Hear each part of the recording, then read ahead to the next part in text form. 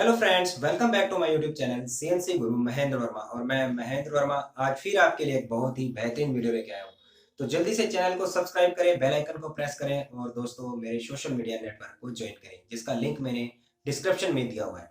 तो दोस्तों आज मैं बात करने वाला हूँ सीमेंस कंट्रोल में यूज होने वाले एम कोड के बारे में। तो दोस्तों आज का क्लास है M code of Siemens control CNC programming के बारे में। तो जो सीमेंस कंट्रोल के जो प्रोग्राम के अंदर जो हम लोग एम कोड यूज करते हैं उनके बारे में पढ़ेंगे। तो दोस्तों एम कोड को हम लोग मिसलिनियस कोड भी कहते हैं। तो सबसे पहले एक चीज मैं क्लियर कर देता हूँ, एज पर मशीन मैन्युफैक्चरर्स कुछ जो कोड होते हैं वो चेंज हो जाते हैं। तो ये मत समझना कि सर ने तो ये वाला कोड यूज करवाया है, बताया है और हमारी मशीन में कोई और कोड यूज होता है। दोस्तों जो जी कोड होते हैं उनका स्टैंडर्ड होता है, बट एज पर मैन्युफैक्चरर्स जो मशीन को बनाने वाली कंपनीज होती हैं वो थोड़ा सा चेंज कर देती है एम कोड के अंदर। तो जो भी आपकी मशीन होती है उसके ऊपर एक एम कोड का चार्ट लगा होता है, तो वो उस एम कोड को जो है वो रीड करेगी। ठीक है, तो वैसे बात करते हैं कि मेनली जो कोड यूज करवा रहे हैं वो जो आपको बता रहा हूँ यही यूज होते हैं। ठीक है, जैसे दोस्तों एम जीरो का कोड यूज कब करते हैं हम लोग, बहुत सारे साथी मेरे से पूछते हैं कि सर एम जीरो का कोड यूज कब होता है। प्रोग्राम को स्टॉप करने के लिए। दोस्तों प्रोग्राम स्टॉप मतलब कुछ चल रहा है प्रोग्राम, उस प्रोग्राम को बीच में रोकना हो और रोक करके अगर आपको पार्ट को बाहर की ओर खींचना हो या फिर अंदर की ओर फिट करना हो, ऐसा करने के लिए जो है वो एम जीरो का कोड का यूज किया जाता है। वहां पर प्रोग्राम आपका स्टॉप हो जाता है, प्रोग्राम रुक जाता है उस जगह पे जाके। ठीक है, उसके बाद में आप जो है वो चक को क्लैंप करके या डिक्लैंप करके पार्ट को उल्टा करके इस प्रकार से लगा सकते हो। वो मतलब जो है वो आपको अलग अलग ऑपरेशन के अंदर अलग अलग जो है ये यूज होता है।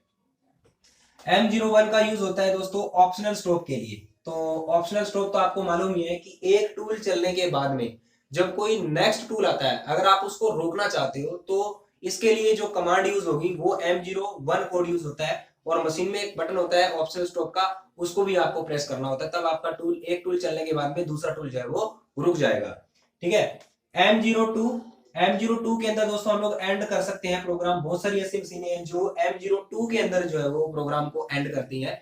और दोस्तों आगे बात करते हैं M03 स्पिंडल की रोटेशन। अगर आप क्लॉकवाइज घुमाना चाहते हो तो आपको जो है वो स्पिंडल की रोटेशन इस प्रकार से क्लॉकवाइज होगा, तो आपका जो टूल है सॉरी इस प्रकार से क्लॉकवाइज में, तो आपका जो होगा चक वो होगा वो स्पिंडल रोटेशन एट क्लॉकवाइज के लिए आपको M03 का कोड यूज करना होगा।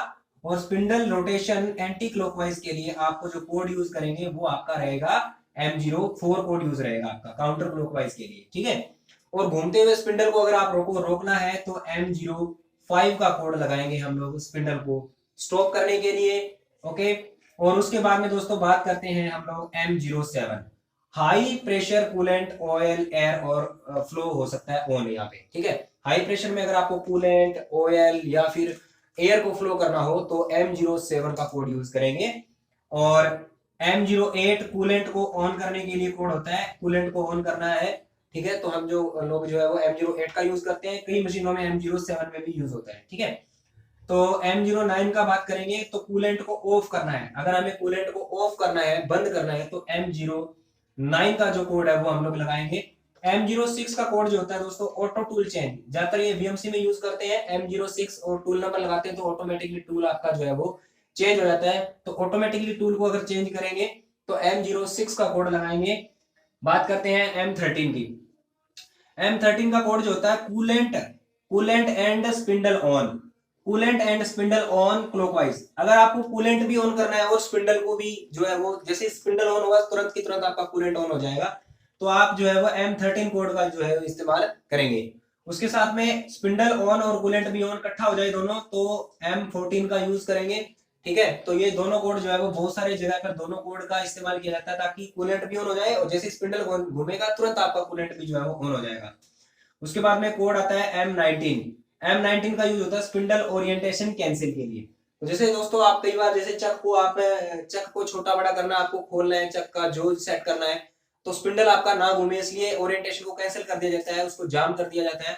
तो यहाँ पर 19 का कोड लगता है। और M20 का यूज होता है स्पिंडल ओरिएंटेशन रिलीज, वापिस उसको जो है वो जो टूल आपका जाम हो जाता है चक, उसको वापिस रिलीज करने के लिए आपको कोड लगाना होगा M20 का। तो ये वाले जो कोड है दोस्तों ये सिमिलर कोड होते हैं, लगभग कोड जो है फानू के भी सिमिलर है और सीमेंस के भी सिमिलर है। तो ये वाले जो कोड है आप यूज करके आप जो है अपनी सीएनसी प्रोग्रामिंग को जो है वो अच्छे तरीके से कंप्लीट कर सकते हैं। बाकी जो दोस्तों मशीन के ऊपर जो लिस्ट लगा होता है, मशीन ज्यादातर जो है वो उसी लिस्ट को जो है वो रीड करते हैं, क्योंकि उसके जो पैरामीटर्स होते हैं उसके अंदर जो है वो कोड डाले जाते हैं। ठीक है, तो आपको वीडियो कैसा लगा मुझे कमेंट करके जरूर बताएं, और ऐसे साथी जो अभी तक सोशल मीडिया नेटवर्क से नहीं जुड़े हैं तो जल्दी से चैनल को ज्वाइन कर लें, और दोस्तों बेल आइकन को जरूर प्रेस करें ताकि कोई भी वीडियो नया आए तो आपके पास पहुंच जाए। तो दोस्तों बहुत बहुत धन्यवाद, नमस्कार।